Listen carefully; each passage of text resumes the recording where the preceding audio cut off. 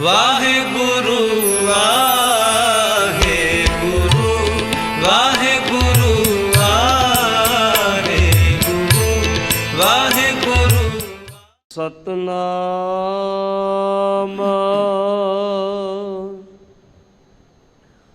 ਸ੍ਰੀ ਵਾਹਿਗੁਰੂ ਸਾਹਿਬ ਜੀ। ਬਿਲਾਵਲ ਮਹੱਲਾ ਪੰਜਵਾ।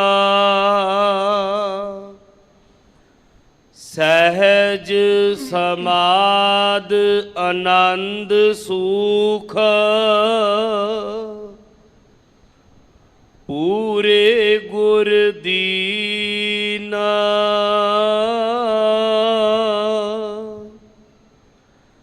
ਸਦਾ ਸਹਾਈ ਸੰਗ ਪ੍ਰਭ ਅੰਮ੍ਰਿਤ ਗੁਣ ਚੀਨਾ। ਸਹਿਜ ਸਮਾਦ ਆਨੰਦ ਸੂਖ ਪੂਰੇ ਗੁਰ ਦੀਨਾ। ਸਦਾ ਸਹਾਈ ਸੰਗ ਪ੍ਰਭ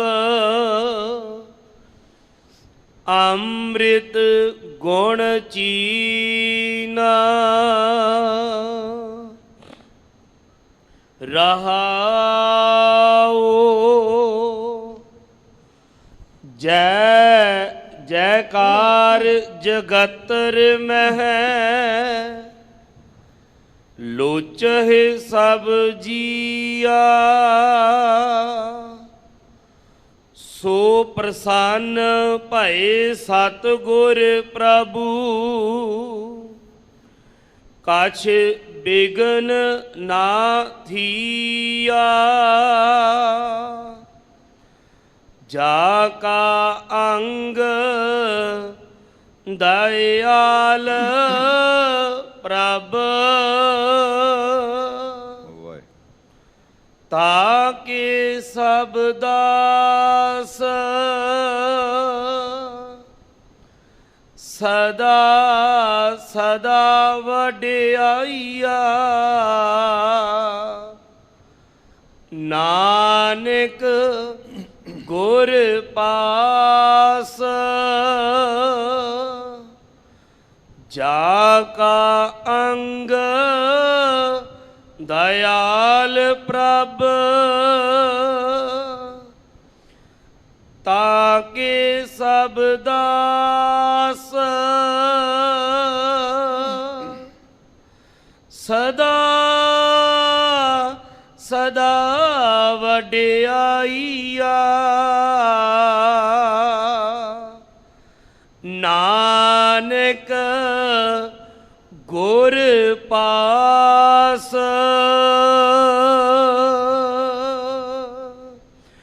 ਵਾਹਿਗੁਰੂ ਜੀ ਕਾ ਖਾਲਸਾ ਵਾਹਿਗੁਰੂ ਜੀ ਕੀ ਫਤਿਹ। ਸ਼ਹਿਨਸ਼ਾਹ ਹਰ ਦੋ ਆਲਮ ਸਾਹਿਬੇ ਕਮਾਲ ਧੰਨ ਧੰਨ ਸਾਹਿਬ ਸ੍ਰੀ ਗੁਰੂ ਗ੍ਰੰਥ ਸਾਹਿਬ ਪਾਤਸ਼ਾਹ ਜੀ ਦੇ ਪਾਵਨ ਪਵਿੱਤਰ ਹਜ਼ੂਰੀ ਅੰਦਰ ਜੁੜ ਬੈਠੇ ਸਤ ਸੰਗਿਓ, ਕਰੋ ਰਸਨਾ ਪਵਿੱਤਰ ਆਓ ਗੱਜ ਕੇ ਫਤਿਹ ਬੁਲਾਓ ਜੀ। ਵਾਹਿਗੁਰੂ ਜੀ ਕਾ ਖਾਲਸਾ ਵਾਹਿਗੁਰੂ ਜੀ ਕੀ ਫਤਿਹ। ਗੁਰੂ ਸਵਾਰਿਓ, ਆਪ ਵਡਭਾਗੀਓ ਜੋ ਸਤਿਗੁਰੂ ਜੀ ਦੀ ਪਾਵਨ ਪਵਿੱਤਰ ਗੋਦ ਅੰਦਰ ਬੈਠ ਕੇ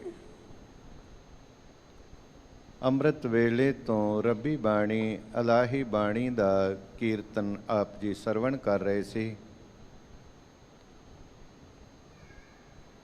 ਜੋ ਸਤਿਗੁਰੂ ਜੀ ਦੀ ਮਹਾਨ ਬਖਸ਼ਿਸ਼ ਤੇ ਰਹਿਮਤ ਦਾ ਸਦਕਾ ਗੁਰੂ ਰਾਮਦਾਸ ਪਾਤਸ਼ਾਹ ਜੀ ਦੇ ਪਾਵਨ ਦਰਬਾਰ ਤੋਂ ਜੋ ਅੱਜ ਹੁਕਮ ਬਖਸ਼ਿਸ਼ ਹੋਇਆ, ਉਸ ਦੀ ਵਿਚਾਰ ਗੁਰਦੁਆਰਾ ਦੀਵਾਨ ਹਾਲ ਮੰਜੀ ਸਾਹਿਬ ਵਿਖੇ ਰਲ ਮਿਲ ਕੇ ਕਰਨ ਦਾ ਸੁਭਾਗ ਸਮਾਂ ਪ੍ਰਾਪਤ ਹੋਇਆ ਹੈ। ਆਪ ਵੱਡੇ ਭਾਗਾਂ ਵਾਲਿਓ, ਉਸ ਪਾਵਨ ਸਥਾਨ ਦੇ ਦਰਸ਼ਨ ਕਰ ਰਹੇ ਹੋ ਜਿਸ ਸਥਾਨ ਦੀ ਚਰਨ ਧੂੜੀ ਨੂੰ ਹਰ ਗੁਰਸਿੱਖ ਲੋਚਦਾ ਹੈ, ਔਰ ਉਹ ਗੁਰੂ ਰਾਮਦਾਸ ਪਾਤਸ਼ਾਹ ਜੀ ਦਾ ਪਾਵਨ ਸਥਾਨ, ਜਿਸ ਗੁਰੂ ਰਾਮਦਾਸ ਵਰਗਾ ਦੁਨੀਆ ਤੇ ਹੋਰ ਕੋਈ ਨਾਂ ਨਹੀਂ। ਗੁਰੂ ਰਾਮਦਾਸ, ਤੇਰੇ ਨਾਂ ਵਰਗਾ ਦੁਨੀਆ ਤੇ ਨਾਂ ਕੋਈ ਨਹੀਂ, ਤੇਰੇ ਥਾਂ ਵਰਗਾ ਦੁਨੀਆ ਤੇ ਥਾਂ ਵੀ ਕੋਈ ਨਹੀਂ। ਡਿਠੇ ਸਭੇ ਥਾਵ ਨਹੀਂ ਤੁਧ ਜਿਹਾ, ਬੱਧੋ ਪੁਰਖ ਵਿਧਾਤੇ ਤਾਂ ਤੂੰ ਸੋਹਿਆ। ਉਸ ਗੁਰੂ ਰਾਮਦਾਸ ਪਾਤਸ਼ਾਹ ਜੀ ਦੇ ਪਾਵਨ ਦਰਬਾਰ ਦੀਆਂ ਆਪ ਹਾਜ਼ਰੀਆਂ ਭਰ ਰਹੇ ਹੋ।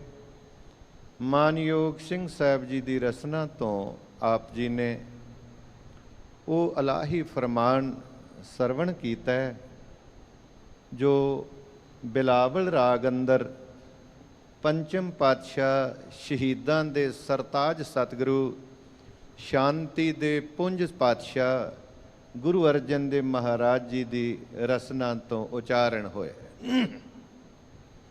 ਬਿਲਾਵਲ ਰਾਗ ਅੰਦਰ ਹੈ ਔਰ ਧੰਨ ਗੁਰੂ ਗ੍ਰੰਥ ਸਾਹਿਬ ਮਹਾਰਾਜ ਜੀ ਦੇ ਅੰਗ 807 ਅਤੇ 9 ਤੇ ਸੁਭਾਏਮਾਨ ਹੈ। 7 ਔਰ 8 ਤੇ ਸੁਭਾਏਮਾਨ ਹੈ। ਇਸ ਮੁਬਾਰਕ ਸ਼ਬਦ ਅੰਦਰ ਜੋ ਗੁਰੂ ਅਰਜਨ ਦੇਵ ਮਹਾਰਾਜ ਜੀ ਬਖਸ਼ਿਸ਼ ਪੈ ਕਰਦੇ ਨੇ, ਉਹਦੇ ਵਿੱਚ ਪਾਤਸ਼ਾਹ ਜੀ ਸਾਨੂੰ ਗੁਰੂ ਦੀ ਜੋ ਮਹਿਮਾ ਹੈ ਉਹ ਦਰਸਾ ਰਹੇ ਨੇ। ਕਹਿੰਦੇ ਨੇ ਮਨੁੱਖ ਦੇ ਅੰਦਰ ਇੱਕ ਭਟਕਣਾ ਬਣੀ ਹੋਈ ਹੈ, ਕਿਉਂਕਿ ਮਨੁੱਖ ਦੇ ਅੰਦਰ ਸਹਿਜ ਨਹੀਂ, ਮਨੁੱਖ ਦੇ ਅੰਦਰ ਟਿਕਾਓ ਨਹੀਂ, ਮਨੁੱਖ ਅੰਦਰੋਂ ਦੁਖੀ ਹੈ ਤੇ ਮਨੁੱਖ ਭਾਲ ਵਿੱਚ ਹੈ ਕਿ ਕਿਤੇ ਮੈਨੂੰ ਆਨੰਦ ਮਿਲ ਜਾਏ, ਕਿਤੇ ਮੈਨੂੰ ਸੁੱਖ ਮਿਲ ਜਾਏ। ਹਰ ਬੰਦਾ ਸੁੱਖ ਦੀ ਤਲਾਸ਼ ਕਰ ਰਿਹਾ ਹੈ। ਇਹ ਪੂਜਾ ਪਾਠ, ਜਪ ਤਪ, ਕਥਾ ਕੀਰਤਨ ਕਿਸ ਵਾਸਤੇ ਹੈ? ਕਿ ਮੈਨੂੰ ਸੁੱਖ ਮਿਲ ਜਾਏ। ਫਿਰ ਭੱਜ ਦੌੜ, ਇੰਨੀ ਮਿਹਨਤ ਮੁਸ਼ੱਕਤ, ਪੈਸਾ ਇਕੱਠਾ ਕਰਨਾ ਕਿਸ ਵਾਸਤੇ? ਕਿ ਮੈਨੂੰ ਸੁੱਖ ਮਿਲ ਜਾਏ। ਹਰ ਬੰਦੇ ਦੀ ਚਾਹਨਾ ਜਿਹੜੀ ਹੈ ਨਾ ਉਹ ਸੁੱਖ ਹੈ, ਕਿ ਮੈਨੂੰ ਸੁੱਖ ਮਿਲਣਾ ਚਾਹੀਦਾ ਹੈ। ਭੈਣ ਭਰਾ, ਰਿਸ਼ਤੇਦਾਰ, ਸੱਜਣ ਮਿੱਤਰ, ਇਹ ਵੀ ਇਸੇ ਕਰਕੇ ਨੇ ਕਿ ਕਿਤੇ ਸੁੱਖ ਮਿਲ ਜਾਏ। ਪਰ ਜੇ ਕਿਤੇ ਸੁੱਖ ਨਾ ਮਿਲੇ, ਜੇ ਕਿਤੇ ਦੁੱਖ ਮਿਲਣ ਲੱਗ ਪਵੇ ਤੇ ਫਿਰ ਨਾਤੇ ਟੁੱਟ ਜਾਂਦੇ ਨੇ, ਸਾਡੇ ਰਿਸ਼ਤੇ ਟੁੱਟ ਜਾਂਦੇ ਨੇ। ਬੜਾ ਪਿਆਰਾ ਸੱਜਣ ਹੈ, ਉਹਦੇ ਕੋਲੋਂ ਇੱਕ ਵਾਰੀ ਦੁੱਖ ਮਿਲਿਆ ਬੰਦਾ ਬਰਦਾਸ਼ਤ ਕਰੇਗਾ, 2 ਵਾਰੀ ਮਿਲਿਆ ਬਰਦਾਸ਼ਤ ਕਰ ਲਿਆ। ਪਰ ਜੇ ਕਿਤੇ 2-4 ਵਾਰ ਦੁੱਖ ਮਿਲਦਾ ਤੇ ਮਨੁੱਖ ਕਹਿੰਦਾ ਨਹੀਂ ਮਿੱਤਰਾ, ਬਸ ਹੁਣ ਸੱਜਣਤਾ ਹੀ ਨਹੀਂ ਨਿਭਣੀ। ਤੇਰੇ ਕੋਲੋਂ ਸੁੱਖ ਦੀ ਆਸ ਲਾਈ ਸੀ ਪਰ ਤੇਰੇ ਕੋਲੋਂ ਤੇ ਦੁੱਖ ਮਿਲਦਾ ਹੈ, ਫਿਰ ਐਸੇ ਮਿੱਤਰ ਦਾ ਕੀ ਫਾਇਦਾ? ਨਹੀਂ ਚਾਹੀਦਾ ਐਸਾ ਮਿੱਤਰ ਜਿਹਦੇ ਕੋਲੋਂ ਦੁੱਖ ਮਿਲੇ। ਪਤਨੀ ਨੂੰ ਕਿਤੇ ਪਤੀ ਕੋਲੋਂ ਸੁੱਖ ਨਹੀਂ ਮਿਲਦਾ, ਦੁੱਖ ਮਿਲਦਾ ਤੇ ਨੌਬਤ ਤਲਾਕ ਤੱਕ ਪਹੁੰਚ ਜਾਂਦੀ ਹੈ, ਨਾਤੇ ਟੁੱਟ ਜਾਂਦੇ ਨੇ। ਜੇ ਪਤੀ ਨੂੰ ਪਤਨੀ ਕੋਲੋਂ ਸੁੱਖ ਨਹੀਂ ਮਿਲਿਆ, ਦੁੱਖ ਮਿਲਿਆ ਤੇ ਨਾਤਾ ਟੁੱਟ ਜਾਏਗਾ। ਜਿਸ ਔਲਾਦ ਦੀ ਖਾਤਰ ਬੰਦਾ ਇੰਨੀ ਭੱਜ ਦੌੜ ਕਰਦਾ, ਜੇ ਕਿਤੇ ਉਹ ਔਲਾਦ ਵੀ ਚੰਗੀ ਨਹੀਂ, ਉਹਦੇ ਕੋਲੋਂ ਵੀ ਸੁੱਖ ਨਹੀਂ ਮਿਲਿਆ, ਦੁੱਖ ਮਿਲਦਾ, ਤੇ ਮੈਂ ਉਹ ਵੀ ਲੋਕ ਵੇਖਦਾ ਜਿਹੜੇ ਫਿਰ ਬੇਦਖਲੀ ਦੇ ਨੋਟਿਸ ਕਢਾਉਂਦੇ ਨੇ ਕਿ ਮੈਂ ਆਪਣੀ ਚੱਲ ਅਚਲ ਜਾਇਦਾਦ ਤੋਂ ਇਹਨੂੰ ਬੇਦਖਲ ਕੀਤਾ, ਇਹ ਅੱਜ ਤੋਂ ਮੇਰਾ ਕੁਝ ਨਹੀਂ ਲੱਗਦਾ। ਕਿਉਂ? ਕਿਉਂਕਿ ਇਹਦੇ ਕੋਲੋਂ ਸੁੱਖ ਚਾਹੀਦਾ ਸੀ, ਦੁੱਖ ਮਿਲਦਾ। ਐਸੀ ਔਲਾਦ ਨਹੀਂ ਚਾਹੀਦੀ। ਅੰਦਰ ਲਾਲਸਾ ਸੁੱਖ ਦੀ ਹੈ। ਤੇ ਮਾਫ ਕਰਨਾ, ਇਸ ਕਾਇਆ ਤੋਂ ਵੀ ਜੇ ਕਿਤੇ ਦੁੱਖ ਮਿਲੇ, ਇਹ ਕਾਇਆ ਰੋਗੀ ਹੋ ਗਈ, ਇਹਦੇ ਕੋਲੋਂ ਸੁੱਖ ਨਹੀਂ ਮਿਲਦਾ, ਦੁੱਖ ਮਿਲਦਾ, ਤੇ ਮੈਂ ਉਹ ਵੀ ਲੋਕ ਵੇਖਦਾ ਫਿਰ ਜਿਹੜੇ ਕਹਿੰਦੇ ਨੇ ਗਿਆਨੀ ਜੀ ਅਰਦਾਸ ਕਰੋ ਪਰਮਾਤਮਾ ਆਪਣੇ ਚਰਨਾਂ 'ਚ ਹੀ ਬੁਲਾ ਲਵੇ। ਨਹੀਂ ਚਾਹੀਦਾ ਇਹ ਸਰੀਰ। ਇਹ ਕਾਇਆ ਨਹੀਂ ਚਾਹੀਦੀ, ਕਿਉਂਕਿ ਇਹਦੇ ਕੋਲੋਂ ਦੁੱਖ ਮਿਲ ਰਿਹਾ, ਸੁੱਖ ਚਾਹੀਦਾ ਸੀ। ਹਰ ਮਨੁੱਖ ਦੇ ਅੰਦਰ ਦੀ ਭਾਵਨਾ ਕੀ ਹੈ ਕਿ ਮੈਨੂੰ ਸੁੱਖ ਮਿਲ ਜਾਏ। ਹਰ ਮਨੁੱਖ ਅੰਦਰੋਂ ਟਿਕਾਓ ਚਾਹੁੰਦਾ ਹੈ, ਅੰਦਰੋਂ ਸ਼ਾਂਤੀ ਚਾਹੁੰਦਾ ਹੈ, ਪਰ ਮਨੁੱਖ ਸਹਿਜ ਨਾਲੋਂ ਟੁੱਟ ਗਿਆ, ਅੰਦਰ ਸਹਿਜ ਨਹੀਂ। ਕਿਉਂ? ਕਿਉਂਕਿ ਮਨੁੱਖ ਦਾ ਮਨ ਜੋ ਹੈ ਨਾ, ਇਹ ਮਨ ਦੇ ਪਿੱਛੇ ਲੱਗ ਗਿਆ ਤੇ ਮਨ ਭਟਕਦਾ, ਮਨ ਬਾਹਰ ਦੌੜਦਾ। ਤੇ ਸੁੱਖ ਕਿੱਥੇ ਸੀ? ਅੰਦਰ ਟਿਕਣ ਵਿੱਚ। ਇਹ ਬਾਹਰ ਦੌੜਦਾ, ਸੁੱਖਾਂ ਦੀ ਤਲਾਸ਼ ਵਿੱਚ ਹੀ ਇਹ ਬਾਹਰ ਦੌੜਿਆ। ਤੇ ਸਾਹਿਬ ਕਹਿੰਦੇ ਨੇ, ਸੁਖ ਕੇ ਹੇਤ ਬਹੁਤ ਦੁੱਖ ਪਾਵਤ। ਕਹਿੰਦੇ ਲੱਭਦਾ ਸੁੱਖ ਹੈ ਪਰ ਹੁੰਦਾ ਦੁਖੀ ਹੈ। ਸੇਵ ਕਰਤ ਜਨ ਜਨ ਕੀ, ਦੁਆਰੇ ਦੁਆਰੇ ਸੁਆਨ ਜਿਉਂ ਡੋਲੇ, ਨੇ ਸੁਧ ਰਾਮ ਭਜਨ ਕੀ। ਕਹਿੰਦੇ ਨੇ ਜਿਵੇਂ ਦਰ ਦਰ ਤੇ ਕੁੱਤਾ ਦੌੜਿਆ ਫਿਰਦਾ ਨਾ, ਬਸ ਇਹੀ ਹਾਲ ਹੋ ਗਿਆ। ਜਿੱਥੋਂ ਸੁੱਖ ਮਿਲਣਾ ਸੀ, ਉਸ ਸੁੱਖਾਂ ਦੇ ਦਾਤੇ ਨਾਲ ਸਾਂਝ ਹੀ ਨਹੀਂ ਪਾਈ। ਵੇਖੋ, ਬੰਦਾ ਧਨ ਦੌਲਤ ਇਕੱਠਾ ਕਰਦਾ ਕਿ ਮੈਨੂੰ ਸੁੱਖ ਮਿਲ ਜਾਏ, 4 ਦਿਨ ਦਾ ਸੁੱਖ ਹੁੰਦਾ ਜੀ, ਔਰ ਉਹ ਹੀ ਇੱਕ ਦਿਨ ਦੁੱਖ ਦਾ ਕਾਰਨ ਬਣ ਜਾਂਦਾ ਹੈ। ਜਿਸ ਚੀਜ਼ ਤੋਂ ਬੰਦਾ ਸੁੱਖ ਲੱਭਦਾ ਨਾ, ਉਹ ਹੀ ਇੱਕ ਦਿਨ ਦੁਖੀ ਕਰ ਜਾਂਦਾ ਹੈ। ਜੇ ਕਿਤੇ 4 ਕੌਡੀਆਂ ਇਕੱਠੀਆਂ ਕੀਤੀਆਂ ਤੇ ਉਹ ਜਾਂਦੀਆਂ ਰਹੀਆਂ, ਤੇ ਮੈਂ ਉਹ ਵੀ ਲੋਕ ਵੇਖਦਾ ਕਿ ਮਾਇਆ ਗਈ ਤਬ ਰੋਵਣ ਲਗਤ ਹੈ, ਬੰਦਾ ਰੋਂਦਾ ਫਿਰਦਾ ਮਾਇਆ ਦੇ ਪਿੱਛੇ ਦੌੜਦਾ ਦੌੜਦਾ। ਜੇ ਕਿਤੇ ਪਰਿਵਾਰ ਦੇ ਕੋਲੋਂ ਧੋਖਾ ਹੋ ਗਿਆ ਤੇ ਬੰਦਾ ਇੰਨਾ ਦੁਖੀ ਹੋ ਜਾਂਦਾ, ਕਈ ਵਾਰੀ ਖੁਦਕੁਸ਼ੀ ਕਰ ਲੈਂਦਾ। ਜਿਨ੍ਹਾਂ ਕੋਲੋਂ ਸੁੱਖ ਦੀ ਆਸ ਸੀ, ਉਹਨਾਂ ਕੋਲੋਂ ਦੁੱਖ।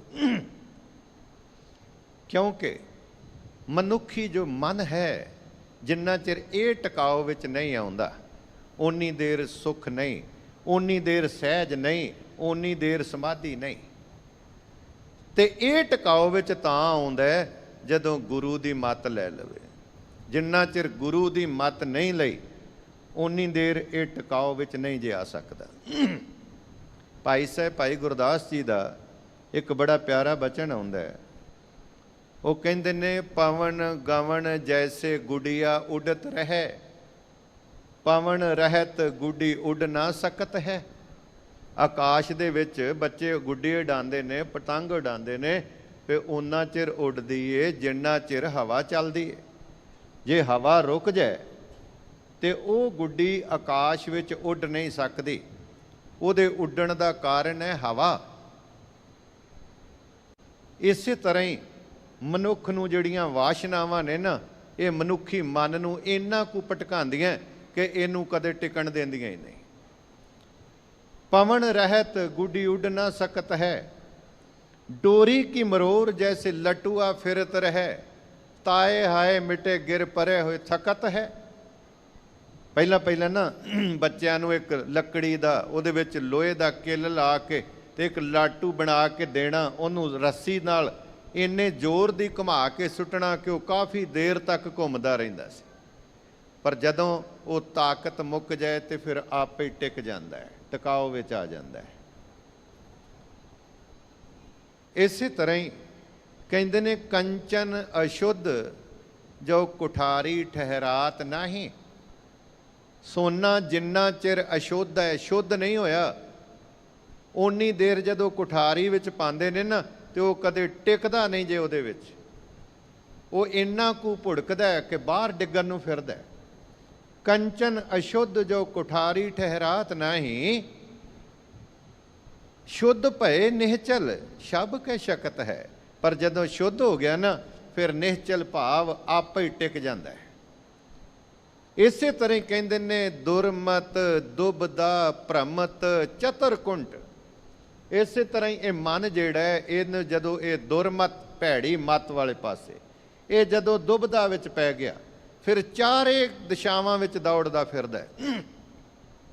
ਪਰ ਗੁਰਮਤ ਏਕ ਟੇਕ ਮੋਨ ਨਾ ਬਕਤ ਹੈ। ਜਦੋਂ ਕਿਤੇ ਗੁਰੂ ਦੀ ਮੱਤ ਆ ਗਈ, ਉਸ ਇੱਕ ਦੀ ਟੇਕ ਲੈ ਲਈ, ਇੱਕ ਦਾ ਆਸਰਾ ਲੈ ਲਿਆ, ਤੇ ਫਿਰ ਇੰਨਾ ਕੁ ਟਿਕਾਓ ਵਿੱਚ ਆ ਜਾਂਦਾ, ਫਿਰ ਮਨ ਬੋਲਦਾ ਹੀ ਨਹੀਂ। ਫਿਰ ਮਨ ਚੁੱਪ ਹੋ ਜਾਂਦਾ ਹੈ, ਫਿਰ ਮਨ ਸਮਾਧੀ ਲੀਨ ਹੋ ਜਾਂਦਾ ਹੈ। ਤੇ ਇਹਨੂੰ ਸਮਾਧੀ ਤੱਕ ਹੀ ਤੇ ਲੈ ਕੇ ਜਾਣਾ ਸੀ, ਔਰ ਜਾਏਗਾ ਗੁਰੂ ਦੀ ਮੱਤ ਅਨੁਸਾਰ। ਉਸ ਤਰ੍ਹਾਂ ਨਹੀਂ, ਜਿੰਨਾ ਚਿਰ ਇਹ ਸਮਾਧੀ ਲੀਨ ਨਹੀਂ ਹੋਇਆ ਓਨੀ ਦੇਰ ਇਹ ਭਟਕਦਾ ਹੈ। ਤਾਂ ਹੀ ਤੇ ਕਹਿੰਦੇ ਨੇ ਮੇਰੇ ਮਨ ਪਰਦੇਸੀ ਵੇ ਪਿਆਰੇ ਆਓ ਘਰੇ। ਇਹ ਮਨ ਤੇ ਪਰਦੇਸੀ ਹੋਇਆ ਫਿਰਦਾ, ਮਨ ਤੇ ਬਾਹਰ ਭਟਕਦਾ। ਇਸ ਨੂੰ ਅੰਦਰ ਲੈ ਕੇ ਆਉਣਾ ਸੀ, ਇਹ ਕਿਤੇ ਮਨ ਟਿਕ ਜਾਏ। ਜਿੰਨੀ ਦੇਰ ਇਹ ਘਰ ਵਿੱਚ ਨਹੀਂ ਆਉਂਦਾ ਓਨੀ ਦੇਰ ਨਹੀਂ ਟਿਕੇਗਾ। ਮਨ ਤੂੰ ਜੋਤ ਸਰੂਪ ਹੈ, ਆਪਣਾ ਮੂਲ ਪਛਾਣ। ਤੂੰ ਆਪਣੇ ਮੂਲ ਦੀ ਪਹਿਚਾਣ ਕਰ। ਪਰ ਮਨ ਅਜੇ ਬਾਹਰ ਹੈ, ਅਜੇ ਆਪਣੇ ਮੂਲ ਦੀ ਪਹਿਚਾਣ ਹੀ ਨਹੀਂ ਹੈ। ਤੇ ਜਦੋਂ ਮੂਲ ਦੀ ਪਹਿਚਾਣ ਨਹੀਂ, ਮੂਲ ਨਾਲ ਟੁੱਟ ਗਿਆ, ਤੇ ਫਿਰ ਕੀ ਹੈ? ਫਿਰ ਦੁੱਖ ਹੈ, ਫਿਰ ਭਟਕਣਾ। ਮਨੁੱਖ ਬਾਹਰ ਦੌੜਦਾ ਹੈ ਮਨ ਦੇ ਪਿੱਛੇ, ਪਰ ਜਿਸ ਦਿਨ ਅੰਦਰ ਟਿਕ ਗਿਆ, ਅੰਦਰ ਫਿਰ ਪਹਿਲਾਂ ਜਦੋਂ ਅੰਤਰ ਆਤਮੇ ਟਿਕੇਗਾ ਤੇ ਅੰਦਰੋਂ ਸੰਗੀਤ ਪੈਦਾ ਹੁੰਦਾ ਹੈ, ਗੀਤ ਪੈਦਾ ਹੁੰਦਾ ਹੈ, ਅੰਦਰੋਂ ਦਰਸ਼ਨ ਪੈਦਾ ਹੋਏਗਾ, ਅੰਦਰੋਂ ਹੀ ਫਲਸਫਾ ਪੈਦਾ ਹੋਵੇਗਾ। ਪਰ ਜੇ ਇਸ ਤੋਂ ਵੀ ਅੱਗੇ ਚਲਾ ਗਿਆ, ਅੰਦਰ ਗਹਿਰਾ ਚਲਾ ਗਿਆ, ਪਰ ਸੱਚ ਜਾਣਿਓ ਗਹਿਰਾ ਜਾਣਾ ਬੜਾ ਔਖਾ ਜੇ, ਕਹਿ ਦੇਣਾ ਬੜਾ ਸੌਖਾ ਹੈ। ਪਰ ਜਿਸ ਦਿਨ ਇਸ ਤੋਂ ਵੀ ਅੱਗੇ ਗਹਿਰਾ ਚਲਾ ਗਿਆ ਨਾ, ਇਸ ਤੋਂ ਅੱਗੇ ਫਿਰ ਉਹ ਅਵਸਥਾ ਮਿਲ ਜਾਂਦੀ ਹੈ ਜਿਹਨੂੰ ਕਹਿੰਦੇ ਨੇ ਕਿ ਇਹ ਮਨੁੱਖ ਸਿੱਧ ਹੋ ਗਿਆ ਹੈ, ਇਹ ਸਿੱਧ ਪੁਰਸ਼ ਹੋ ਗਿਆ। ਇਹਦੇ ਬੋਲ ਕਹਿੰਦੇ ਬੋਲ ਸਿੱਧੀ, ਸ਼ਬਦ ਸਿੱਧੀ। ਇਹ ਜੋ ਬੋਲਦਾ ਹੈ ਉਹ ਸੱਤ ਹੋ ਜਾਂਦਾ ਹੈ, ਜੋ ਇਹਦੀ ਰਸਨਾ ਤੋਂ ਨਿਕਲਦਾ ਹੈ ਉਹ ਸੱਤ ਹੋ ਜਾਂਦਾ ਹੈ। ਸਾਡੇ ਦੇਸ਼ ਵਿੱਚ ਪੁਰਾਤਨ ਸਮੇਂ ਤੋਂ ਇੱਕ ਮਰਿਆਦਾ ਤੁਰੀ ਆਉਂਦੀ ਹੈ ਕਿ ਜਿਹੜੇ ਸਿੱਧ ਪੁਰਸ਼ ਨੇ, ਜਿਹੜੇ ਰੱਬ ਦੇ ਪਿਆਰੇ ਨੇ, ਉਹਨਾਂ ਦੇ ਚਰਨ ਆਪਣੇ ਗ੍ਰਹਿ ਵਿਖੇ ਪਵਾਣੇ। ਪਤਾ ਕਿਉਂ? ਕਿਉਂਕਿ ਉਹਨਾਂ ਦੇ ਚਰਨ ਉਸ ਮਾਲਕ ਦੇ ਘਰ ਤੱਕ ਪਹੁੰਚੇ ਨੇ। ਉਹਨਾਂ ਦੇ ਬੋਲ ਸੁਣਨੇ, ਕਿਉਂਕਿ ਉਹਨਾਂ ਦੇ ਬੋਲ ਪਰਮਾਤਮਾ ਦੇ ਬੋਲ ਹੋ ਜਾਂਦੇ ਨੇ। ਉਹਨਾਂ ਦੀ ਦ੍ਰਿਸ਼ਟੀ ਜਿਹਦੇ ਤੇ ਪੈਂਦੀ ਹੈ ਨਾ, ਉਹਨੂੰ ਨਿਰਮਲ ਕਰ ਦਿੰਦੀ ਹੈ। ਅਸੀਂ ਪੜ੍ਹਦੇ ਹਾਂ, ਅਮਿਆ ਦ੍ਰਿਸ਼ਟ ਸ਼ੁਭ ਕਰੇ ਹਰੇ ਅਰ ਅਗ ਪਾਪ ਸਕਲ ਮਲ, ਕਾਮ ਕ੍ਰੋਧ ਅਰ ਲੋਭ ਮੋਹ ਵਸ ਕਰੇ ਸਭੈ ਬਲ। ਉਹਨਾਂ ਦੀ ਦ੍ਰਿਸ਼ਟੀ ਨਿਰਮਲ ਹੋ ਜਾਂਦੀ ਹੈ। ਪਰ ਇਸ ਤੋਂ ਵੀ ਜਿਹੜਾ ਅੱਗੇ ਨਿਕਲ ਗਿਆ, ਹੋਰ ਗਹਿਰਾ ਚਲਾ ਗਿਆ, ਫਿਰ ਗੁਰੂ ਸਵਾਰਿਓ ਅੱਗੇ ਉਹ ਅਵਸਥਾ ਹੈ ਜਿੱਥੇ ਮਨ ਟਿਕ ਜਾਂਦਾ ਹੈ, ਜਿੱਥੇ ਕਾਮ ਨਹੀਂ, ਜਿੱਥੇ ਕੇਵਲ ਤੇ ਕੇਵਲ ਰਾਮ ਹੈ, ਜਿੱਥੇ ਵਾਸ਼ਨਾਵਾਂ ਨਹੀਂ, ਉੱਥੇ ਕੇਵਲ ਉਸ ਮਾਲਕ ਦੀ ਪ੍ਰਾਪਤੀ ਹੁੰਦੀ ਹੈ। ਔਰ ਮਨੁੱਖ ਇਹਨਾਂ ਵਾਸ਼ਨਾਵਾਂ ਤੋਂ ਅੱਗੇ ਲੰਘ ਕੇ ਉਸ ਮਾਲਕ ਤੱਕ ਪਹੁੰਚ ਜਾਂਦਾ ਹੈ। ਫਿਰ ਟਿਕਾਓ ਹੈ, ਫਿਰ ਕਿਤੇ ਕੋਈ ਮੰਗ ਨਹੀਂ ਰਹਿ ਜਾਂਦੀ, ਫਿਰ ਕੋਈ ਚਿੰਤਾ ਨਹੀਂ ਰਹਿ ਜਾਂਦੀ, ਕੇਵਲ ਤੇ ਕੇਵਲ ਚਿੰਤਨ ਰਹਿ ਜਾਂਦਾ ਹੈ। ਭਟਕਣਾ ਮੁੱਕ ਜਾਂਦੀ ਹੈ, ਫਿਰ ਉੱਥੇ ਸਹਿਜ ਅਵਸਥਾ ਹੈ, ਉੱਥੇ ਸਮਾਧੀ ਹੈ। ਸਾਡੇ ਦੇਸ਼ ਵਿੱਚ ਨਾ ਤੁਸੀਂ ਕੁਝ ਐਸੇ ਮੰਦਰ ਵੇਖੋਗੇ, ਜਿਨ੍ਹਾਂ ਮੰਦਰਾਂ ਨੂੰ ਤੁਸੀਂ ਬਾਹਰੋਂ ਵੇਖੋ ਨਾ, ਤੇ ਵੇਖਣ ਵਿੱਚ ਇੰਜ ਲੱਗੇਗਾ ਕਿ ਇਹਨਾਂ ਮੰਦਰਾਂ ਨੂੰ ਬਣਾਉਣ ਦੀ ਲੋੜ ਹੀ ਕੀ ਸੀ। ਇਹਨਾਂ ਮੰਦਰਾਂ 'ਚ ਤੇ ਕੇਵਲ ਕਾਮ ਦੀ ਪ੍ਰਦਰਸ਼ਨੀ ਹੈ। ਖੁਜਰਾਓ ਦੇ ਮੰਦਰ ਵੇਖੋ, ਜਗਨਨਾਥਪੁਰੀ ਦਾ ਮੰਦਰ ਵੇਖੋ, ਜਦੋਂ ਤੁਸੀਂ ਬਾਹਰੋਂ ਵੇਖੋਗੇ ਤੇ ਇਸ ਤਰ੍ਹਾਂ ਤੁਹਾਨੂੰ ਲੱਗੇਗਾ ਕਿ ਇਹਨਾਂ ਦੀ ਲੋੜ ਹੀ ਕੀ ਹੈ, ਤੇ ਕੇਵਲ ਕਾਮ ਦੀ ਪ੍ਰਦਰਸ਼ਨੀ ਹੈ। ਪਰ ਜਦੋਂ ਤੁਸੀਂ ਅੰਦਰ ਜਾਓਗੇ ਨਾ, ਅੰਦਰ ਕੇਵਲ ਰਾਮ ਦਾ ਮੂਰਤੀ ਹੈ, ਅੰਦਰ ਜਗਨਨਾਥ ਦੀ ਮੂਰਤੀ ਹੈ। ਇਹਦਾ ਮਤਲਬ ਕੀ ਸੀ ਕਿ ਪਿਆਰਿਆ, ਕਾਮ ਜਿਹੜਾ ਇਹ ਤੇਰੇ ਬਾਹਰ ਹੋਣਾ ਚਾਹੀਦਾ ਹੈ, ਪਰ ਰਾਮ ਅੰਦਰ ਹੋਣਾ ਚਾਹੀਦਾ ਹੈ। ਅੰਦਰ ਤੇਰੇ ਰਾਮ ਹੋਵੇ, ਵਾਸ਼ਨਾਵਾਂ ਨੂੰ ਬਾਹਰ ਛੱਡ। ਪਰ ਮਨੁੱਖ ਨੇ ਰਾਮ ਨੂੰ ਬਾਹਰ ਰਹਿਣ ਦਿੱਤਾ ਤੇ ਕਾਮ ਵਾਸ਼ਨਾ ਅੰਦਰ ਲੈ ਆਇਆ। ਵਾਸ਼ਨਾਵਾਂ ਅੰਦਰ ਤੇ ਰਾਮ ਬਾਹਰ, ਗਲਤ ਹੋ ਗਿਆ। ਚਾਹੀਦਾ ਸੀ ਕਿ ਕਾਮ ਬਾਹਰ ਹੋਵੇ ਤੇ ਰਾਮ ਤੇਰੇ ਅੰਦਰ ਹੋਣਾ ਚਾਹੀਦਾ ਸੀ। ਪਰ ਗੁਰੂ ਸਵਾਰਿਓ, ਜਿੰਨੀ ਦੇਰ ਸਹਿਜ ਨਹੀਂ ਨਾ, ਓਨੀ ਦੇਰ ਭਟਕਣਾ ਹੈ। ਇੱਕ ਮੈਂ ਹੋਰ ਬੇਨਤੀ ਕਰਾਂ, ਜਿਸ ਮਨੁੱਖ ਦੇ ਅੰਦਰ ਆਪ ਭਟਕਣਾ ਹੈ, ਉਹ ਦੂਜੇ ਦੀ ਸ਼ਾਂਤੀ ਵੇਖ ਕੇ ਕਦੇ ਵੀ ਸਾਬਤ ਨਹੀਂ ਜੇ ਰਹਿੰਦਾ। ਜਿਸ ਮਨੁੱਖ ਦੇ ਅੰਦਰ ਈਰਖਾ ਦੀ ਅੱਗ ਹੈ, ਉਹ ਦੂਜੇ ਦੀ ਸੀਤਲਤਾ ਨੂੰ ਕਦੇ ਬਰਦਾਸ਼ਤ ਨਹੀਂ ਜੇ ਕਰਦਾ। ਕਿਉਂਕਿ ਬੰਦੇ ਦਾ ਇੱਕ ਸੁਭਾਅ ਹੈ, ਮੈਂ ਅਕਸਰ ਕਹਿੰਦਾ ਕਿ ਬੰਦਾ ਆਪਣਾ ਦੁੱਖ ਬਰਦਾਸ਼ਤ ਕਰ ਲੈਂਦਾ ਹੈ, ਇਹਨੂੰ ਕੋਈ ਦੂਜੇ ਦਾ ਸੁੱਖ ਬਰਦਾਸ਼ਤ ਨਹੀਂ ਹੁੰਦਾ। ਬੰਦਾ ਆਪਣੀ ਢਹਿੰਦੀ ਕਲਾ ਬਰਦਾਸ਼ਤ ਕਰ ਲੈਂਦਾ, ਦੂਜੇ ਦੀ ਚੜ੍ਹਦੀ ਕਲਾ ਬਰਦਾਸ਼ਤ ਨਹੀਂ ਹੁੰਦੀ। ਇਹੀ ਕਾਰਨ ਹੈ ਕਿ ਅੱਜ ਤੱਕ ਜਿੰਨਾ ਵਿਰੋਧ ਗੁਣਾਂ ਵਾਲਿਆਂ ਦਾ ਹੋਇਆ ਨਾ, ਇੰਨਾ ਔਗਣਾਂ ਵਾਲਿਆਂ ਦਾ ਨਹੀਂ ਜੇ ਹੋਇਆ। ਜਿੰਨੇ ਤਸੀਹੇ ਗੁਣਾਂ ਵਾਲਿਆਂ ਨੂੰ ਦਿੱਤੇ ਜਾਂਦੇ ਰਹੇ ਨੇ, ਔਗਣਾਂ ਵਾਲਿਆਂ ਨੂੰ ਨਹੀਂ। ਗੁਣਾਂ ਵਾਲਿਆਂ ਨੂੰ ਤੱਤੀ ਤਵੀ ਤੇ ਬਿਠਾਇਆ ਜਾਂਦਾ ਹੈ, ਗੁਣਾਂ ਵਾਲਿਆਂ ਨੂੰ ਸੂਲੀ ਤੇ ਚਾੜਿਆ ਜਾਂਦਾ ਹੈ, ਗੁਣਾਂ ਵਾਲਿਆਂ ਨੂੰ ਜ਼ਹਿਰ ਦਾ ਪਿਆਲਾ ਦਿੱਤਾ ਜਾਂਦਾ ਹੈ, ਗੁਣਾਂ ਵਾਲਿਆਂ ਨੂੰ ਨੀਹਾਂ ਵਿੱਚ ਚਿਣ ਦਿੱਤਾ ਜਾਂਦਾ ਹੈ। ਕਿਉਂ? ਕੀ ਕਾਰਨ ਹੈ? ਕਿਉਂਕਿ ਇਹ ਗੁਣ ਜਿਹੜੇ ਨੇ ਨਾ ਬਰਦਾਸ਼ਤ ਨਹੀਂ ਹੁੰਦੇ। ਆਪਣੇ ਅੰਦਰ ਦੀ ਭਟਕਣਾ ਹੈ, ਦੂਜੇ ਦਾ ਸਹਿਜ ਬਰਦਾਸ਼ਤ ਨਹੀਂ ਹੁੰਦਾ। ਹੁਣ ਗੁਰੂ ਅਰਜਨ ਦੇਵ ਮਹਾਰਾਜ ਦਾ ਕੀ ਕਸੂਰ ਹੈ?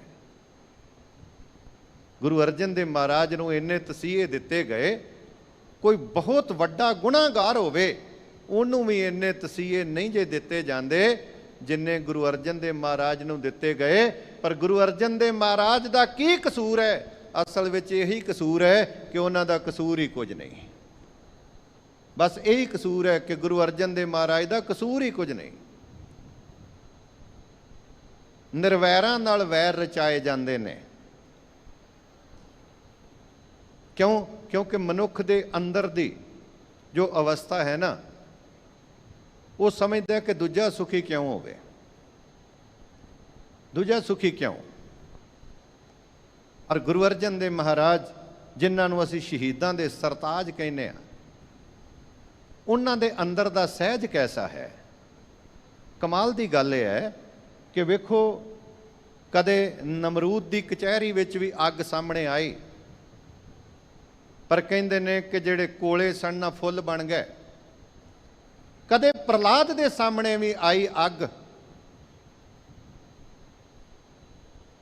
ਔਰ ਥੰਮ ਲਾਲ ਕੀਤਾ ਗਿਆ, ਪਰ ਪਰਮਾਤਮਾ ਨੇ ਇੱਕ ਕੀੜੀ ਦਾ ਰੂਪ ਧਾਰਨ ਕਰਕੇ ਕੀੜੀ ਤੁਰਦੀ ਥੰਮ ਤੇ ਵਿਖਾ ਦਿੱਤੀ, ਤੇ ਪ੍ਰਹਲਾਦ ਨੂੰ ਭਰੋਸਾ ਵੱਜ ਗਿਆ ਕਿ ਪ੍ਰਹਲਾਦ, ਜੇ ਕੀੜੀ ਨਹੀਂ ਸੜਦੀ ਤੇ ਤੂੰ ਵੀ ਨਹੀਂ ਸੜੇਗਾ। ਕੀੜੀ ਤੁਰਦੀ ਵਿਖਾ ਦਿੱਤੀ। ਅਸੀਂ ਧਾਰਨਾ ਵੀ ਪੜ੍ਹੀਆਂ, ਕੀੜੀ ਨਾ ਬਣਦੋ ਰਾਮਾ, ਪ੍ਰਹਲਾਦ ਡੋਲ ਜਾਂਦਾ। ਪਰ ਗੁਰੂ ਅਰਜਨ ਦੇਵ ਮਹਾਰਾਜ ਜੀ ਦੀ ਤਵੀ ਲਾਲ ਹੋ ਗਈ। ਇੱਕ ਅਦੀਬ ਨੇ ਬੜਾ ਸੋਹਣਾ ਕਿਹਾ, ਉਹ ਕਹਿੰਦੇ ਨੇ, ਚੰਦੂ ਚੰਦਰਾ ਚੰਦ ਚੜਾਣ ਲੱਗਾ, ਲੱਗਾ ਕਹਿਣ ਕੇ ਲੋਤ ਪਾਓ ਛੇਤੀ, ਸੂਰਜ ਲਾ ਕੇ ਪੀਸ ਕੇ ਰੇਤ ਇਸ ਦੀ, ਅਰਜਨ ਗੁਰੂ ਦੇ ਸੀਸ ਵਿੱਚ ਪਾਓ ਛੇਤੀ। ਸਤਿਗੁਰ ਆਏ ਤੇ ਵੇਖ ਕੇ ਕਹਿਣ ਲੱਗੇ, ਲੋ ਤਾਣ ਦਾ ਤੁਸਾਂ ਨੂੰ ਟੰਗ ਕੋਈ ਨਹੀਂ, ਜਿਹੜਾ ਰੰਗ ਸ਼ਹੀਦੀ ਅੱਜ ਮੰਗਦੀ ਏ, ਇਸ ਲੋ ਤੇ ਜਾਪ ਦਾ ਰੰਗ ਕੋਈ ਨਹੀਂ। ਕਹਿਣ ਲੱਗੇ, ਜਿਹੜਾ ਰੰਗ ਅੱਜ ਸ਼ਹੀਦੀ ਨੂੰ ਚਾਹੀਦਾ ਹੈ, ਤੁਹਾਨੂੰ ਤੇ ਲੋ ਵੀ ਤਾਣੀ ਨਹੀਂ ਆਈ। ਗੁਰੂ ਅਰਜਨ ਦੇਵ ਮਹਾਰਾਜ ਇਹ ਨਹੀਂ ਕਹਿੰਦੇ ਕਿ ਲੋ ਠੰਡੀ ਹੋ ਜਾਏ, ਨਹੀਂ, ਇੰਨਾ ਅੰਦਰ ਸਹਿਜ ਹੈ। ਮੇਰੇ ਪਾਤਸ਼ਾਹ ਕਹਿੰਦੇ ਨੇ ਕਿ ਅੱਗ ਦਾ ਕੰਮ ਹੈ ਸਾੜਨਾ, ਇਹਨੂੰ ਆਪਣੇ ਸੁਭਾਅ 'ਚ ਕਾਇਮ ਰਹਿਣ ਦਿਓ, ਤੇ ਸਾਡਾ ਸੁਭਾਅ ਹੈ ਸੜ ਕੇ ਵੀ ਮੁਸਕਰਾਣਾ। ਅਸੀਂ ਆਪਣੇ ਸੁਭਾਅ ਵਿੱਚ ਕਾਇਮ ਰਵਾਂਗੇ, ਸੜ ਕੇ ਵੀ ਮੁਸਕਰਾਣਾ। ਤੱਤੀ ਤਵੀ ਤੇ ਬਹਿ ਕੇ ਗੀਤ ਗਾਣੇ, ਇਹ ਦੁਖੀ ਮਨ ਦੀ ਨਿਸ਼ਾਨੀ ਨਹੀਂ, ਇਹ ਸੁਖੀ ਮਨ ਦੀ ਨਿਸ਼ਾਨੀ ਹੈ। ਗੀਤ ਗਾਣਾ ਸੁਖੀ ਮਨ ਦੀ ਨਿਸ਼ਾਨੀ ਹੈ। ਔਰ ਗੁਰੂ ਅਰਜਨ ਦੇਵ ਮਹਾਰਾਜ ਤੱਤੀ ਤਵੀ ਤੇ ਬਹਿ ਕੇ ਵੀ ਗੀਤ ਗਾ ਰਹੇ ਨੇ। ਸਾਈਂ ਮੀਆਂ ਮੀਰ ਧਰਮੀ ਆਤਮਾ ਕੰਬ ਉੱਠੀ ਤੇ ਆ ਕੇ ਗੁਰੂ ਅਰਜਨ ਦੇਵ ਮਹਾਰਾਜ ਦੇ ਕੋਲ ਚੰਦੂ ਦੀ ਹਵੇਲੀ ਵਿੱਚ ਸਾਈਂ ਮੀਆਂ ਮੀਰ ਨੇ ਇੱਕ ਗੱਲ ਕਹੀ। ਅੱਜ ਤੇ ਮੈਂ ਵੇਖਦਾ ਆ ਸੋਸ਼ਲ ਮੀਡੀਆ ਤੇ ਬੜਾ ਕੁਝ ਝੂਠ ਫੈਲਾਇਆ ਜਾ ਰਿਹਾ ਕਿ ਉੱਥੇ ਜੀ ਚੰਦੂ ਦੀ ਨੂੰਹ ਆ ਗਈ, ਉਹਨੇ ਆ ਕੇ ਸ਼ਰਬਤ ਪਿਆਇਆ। ਬਿਲਕੁਲ ਗਲਤ ਹੈ ਗੁਰੂ ਸਵਾਰਿਓ। ਇਸਲਾਮ ਵਿੱਚ ਕਿਸੇ ਵੀ ਔਰਤ ਨੂੰ ਇਸ ਤਰ੍ਹਾਂ ਜਾਣ ਦੀ ਆਗਿਆ ਹੀ ਨਹੀਂ ਦਿੱਤੀ ਜਾਂਦੀ। ਔਰ ਜਿਹੜਾ ਇੰਨਾ ਵਿਰੋਧ ਕਰ ਰਿਹਾ ਹੋਵੇ, ਉਹਦੀ ਨੂੰਹ ਕਿਵੇਂ ਆ ਕੇ ਸ਼ਰਬਤ ਪਿਆ ਸਕਦੀ ਹੈ? ਗਲਤ ਹੈ। ਸਿਰਫ ਸਾਨੂੰ ਗੁੰਮਰਾਹ ਕੀਤਾ ਜਾ ਰਿਹਾ ਹੈ। ਗੁਰੂ ਅਰਜਨ ਦੇਵ ਮਹਾਰਾਜ ਨੂੰ ਤੇ ਭੁੱਖੇ ਪਿਆਸੇ ਰੱਖਿਆ ਗਿਆ ਭਈ ਸ਼ਾਇਦ ਇਹ ਕਿਤੇ ਈਣ ਕਬੂਲ ਕਰ ਲੈਣ, ਪਰ ਗੁਰੂ ਅਰਜਨ ਦੇਵ ਮਹਾਰਾਜ ਦੇ ਬਾਰੇ ਵਿੱਚ ਨਹੀਂ ਜਾਣਦੇ। ਜਿਹੜੇ ਮੇਰੇ ਸਾਹਿਬ ਕਹਿੰਦੇ ਨੇ ਕਿ ਜੇ ਸੁਖ ਦੇ ਤਾਂ ਤੁਝੇ ਅਰਾਧੀ, ਦੁੱਖ ਵੀ ਤੁਝੇ ਧਿਆਈ, ਜੇ ਭੁੱਖ ਦੇ ਤਾਂ ਇਤ ਹੀ ਰਾਜਾ, ਦੁੱਖ ਵਿੱਚ ਸੁਖ ਮਨਾਈ। ਇਹ ਤੇ ਦੁੱਖ ਵਿੱਚ ਵੀ ਸੁਖ ਮਨਾਉਣ ਵਾਲੇ ਨੇ, ਇਹਨਾਂ ਨੂੰ ਕਿਵੇਂ ਡੁਲਾਇਆ ਜਾ ਸਕਦਾ ਹੈ?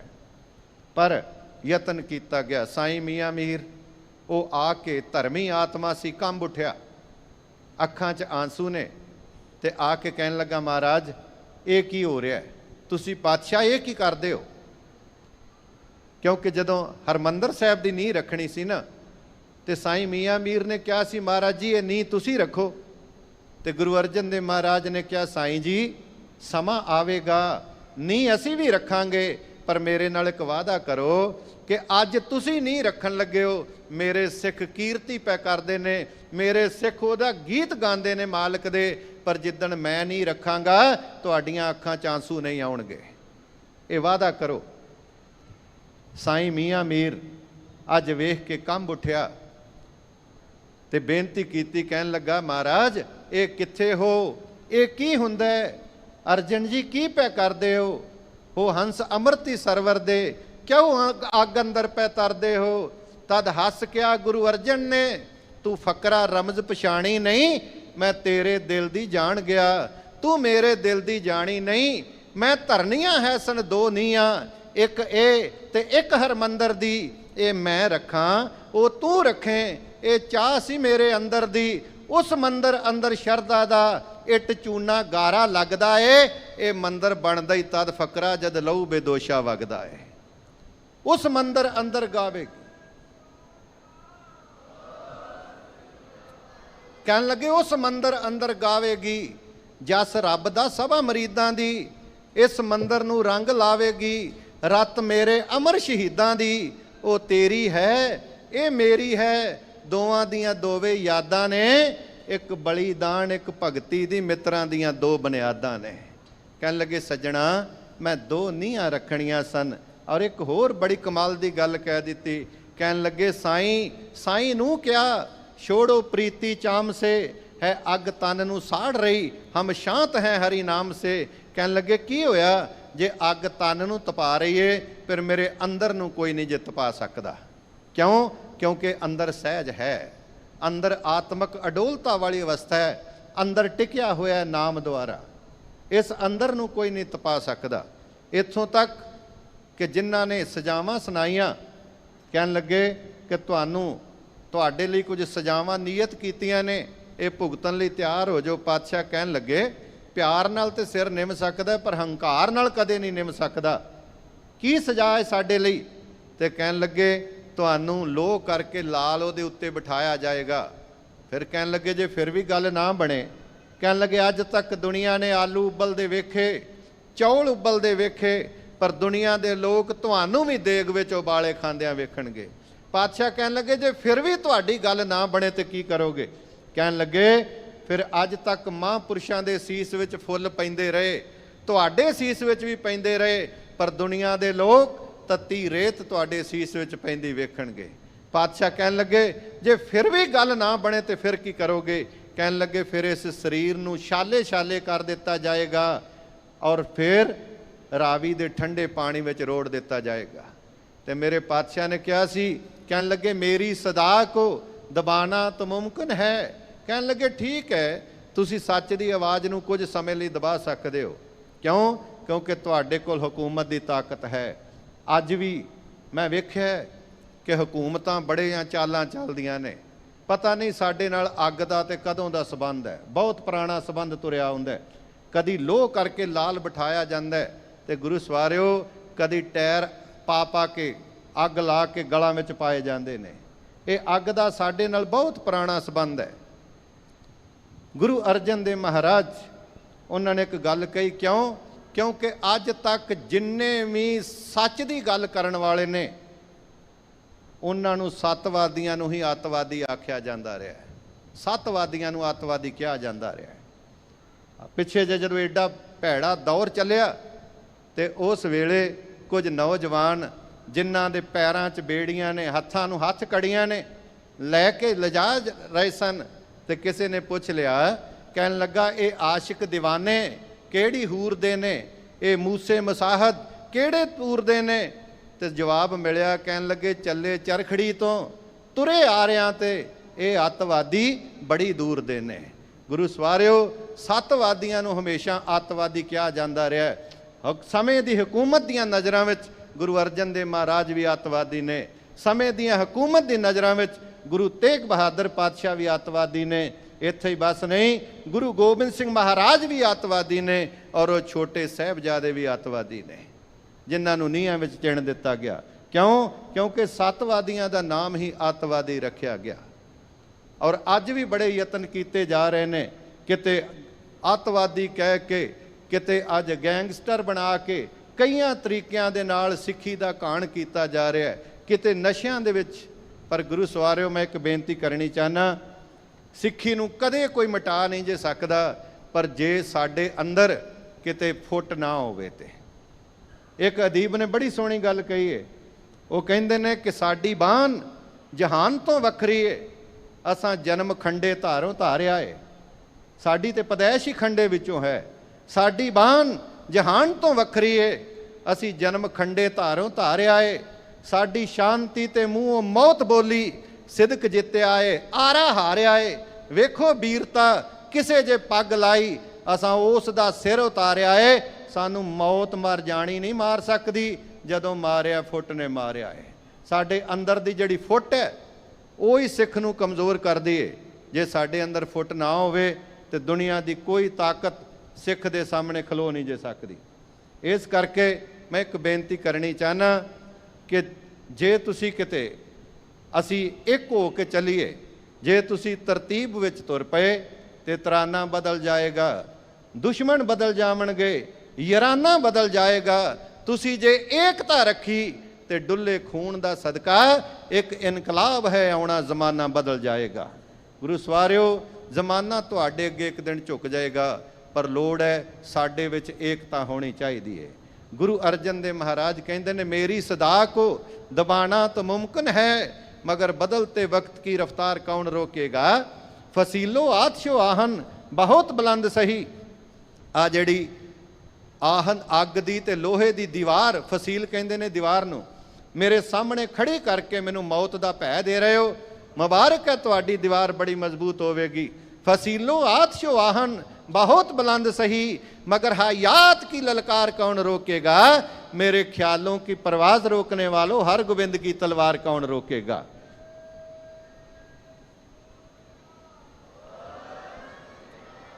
कहन लगे इस तपी हुई तवी दी तलवार बन के जदों मेरे सपुत्र हरगोबिंद के हथ विच आई, फिर दुनिया की कोई ताकत रोक नहीं सकेगी। गुरु नानक के घर विच पहला विचार है, प्यार है, फिर जे ना गल बने फिर सबर है, फिर सबर नाल रोकया जांदा है। पर जे सबर तो भी गल अगे लंघ जाए फिर मीरी ते पीरी दे मालिक ने 2 किरपानां धारण कीतियां, 4 जंगां लड़ियां और दुश्मन दा मूँह तोड़ के रख दिता। गुरु हर राय पातशाह, गुरु हरकिशन महाराज, उन्होंने फिर विचार और प्यार की गल की। गुरु तेग बहादुर पातशाह ने सबर नाल रोकण दा यतन किया, पर जदों फिर भी गल ना बनी, फिर नीले दे शाह सवार कलगी वाले पातशाह ने उन्होंने फिर चूंकार अजहमा हीलते दर गुजश्त हलाल अस्त बुरदम्बा शमशीर दस्त, उन्होंने फिर कृपान हथ विच फड़ी और 14 जंगां लड़ियां ते मूँह मोड़ के रख दिता। गुरु सवारिओ, ये केवल ते केवल जंग नहीं, अंदर सहज भी है, अंदर नाम है, अंदर शीतलता है। गुरु अर्जन देव महाराज उन्होंने एवें शहीदां दे सरताज नहीं आख्या जाता। मेरे पातशाह कहन लगे कि तुसी ठीक है, तुहाडे कोल हुकूमत की ताकत है, सच नूं दबा सकते हो, पर अंदर दे सहज नूं कोई मिटा नहीं सकता। मैं एक गल कह के ते अगे चलां। वेखो, गुरु अर्जन देव महाराज नूं तपाण दा यतन पता किन्ना कीता है? जिहड़े अंदरों आप तपे हुए सन। जहांगीर आप तपया होया है, सुलही खां आप तपया है, सुलभी खां आप तपया है, वड्डा भरा प्रिथी चंद तपया होया। ते यतन ये सी ਕਿ ਇਹ ਸਹਿਜ ਵਿੱਚ ਕਿਉਂ ਇਹਨਾਂ ਦਾ ਸਹਿਜ ਵੀ ਭੰਗ ਕੀਤਾ ਜਾਏ। ਇੱਕ ਅਦੀਬ ਨੇ ਬੜੀ ਸੋਹਣੀ ਗੱਲ ਕਹੀ, ਉਹ ਕਹਿੰਦੇ ਨੇ ਸੂਰਜ ਤਪਿਆ ਜੇਠ ਵੀ ਤਪਿਆ, ਇਹ ਸਾਰੇ ਹੀ ਤਪੇ ਹੋਏ ਨੇ। ਧਰਤੀ ਦਾ ਤਪੇ ਤਰੀਰ,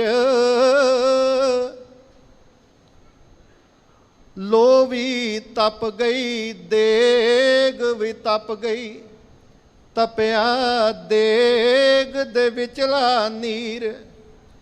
ਸੁਲਹੀ ਤਪਿਆ ਸੁਲਭੀ ਤਪਿਆ, ਤਪਿਆ ਬਾਦਸ਼ਾਹ ਜਹਾਂਗੀਰ। ਚੰਦੂ ਤਪਿਆ ਰੇਤ ਵੀ ਤਪ ਗਈ, ਤਪਿਆ ਪ੍ਰਿਥਿਆ ਵੱਡਾ ਵੀਰ। ਐ ਪਰ ਕੂੜ ਦੇ ਬੱਦਲਾਂ ਓਲੇ, ਭਾਨੀ ਦਾ ਚੰਨ ਛਪ ਨਾ ਸਕਿਆ।